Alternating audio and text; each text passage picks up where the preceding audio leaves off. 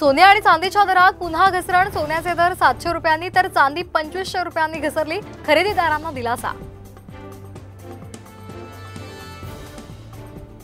म्हाडाच्या घरांसाठी आता अर्ज करणाऱ्या घटस्फोटित जोडप्यांना घटस्फोटाचं प्रमाणपत्र बंधनकारक। म्हाडाकडून नियमामध्ये महत्त्वपूर्ण बदल।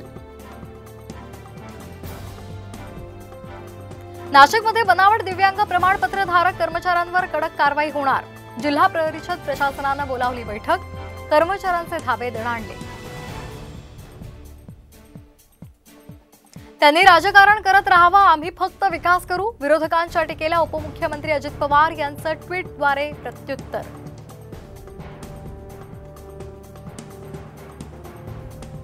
क्रॉस वोटिंग प्रकरणी चर्चेमध्ये आलेले काँग्रेसचे आमदार हिरामण खोसकर मुंबईकडे रवाना। काँग्रेस प्रदेशाध्यक्ष नाना पटोलेंचा गैरसमज दूर करण्याचा प्रयत्न करणार। खोसकरांची भूमिका।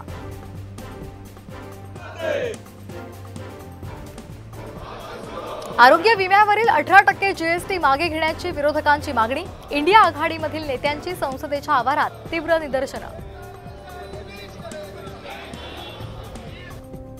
भारताच्या विनेश फोगटनं पॅरिस ऑलिम्पिकमध्ये रचला इतिहास। 50 किलो वजनी गटात क्युबाच्या खेळाडूला पराभूत करत कुस्तीच्या अंतिम फेरीत धडक।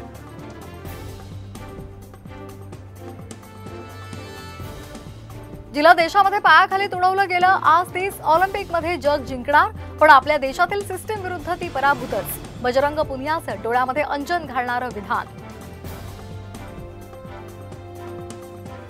मनू भाकर भारतामध्ये परतली। ऑलिम्पिक विजयानंतर दिल्ली विमानतळावर मनूचं जंगी स्वागत। बांगलादेशात नव्यानं निवडणुकीचा मार्ग मोकळा। हिंसाचारात आतापर्यंत 440 जणांचा मृत्यू। नोबेल पारितोषिक विजेते मोहम्मद युनूस होणार अंतरिम सरकारचे प्रमुख।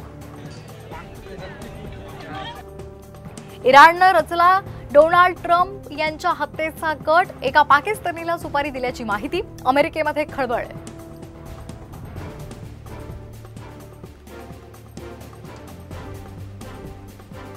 बुलढाणा जिल्ह्यामध्ये 41 रुग्ण डेंग्यूचे तर चिकनगुनियाचे 17 रुग्ण। आरोग्य विभागाचं पूर्णतः दुर्लक्ष।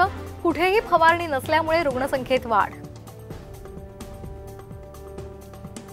शिर्डीमध्ये कोयत्याचा धाक दाखवून एकाला लुटलं। अज्ञात आरोपींवर पोलिसांमध्ये गुन्हा दाखल।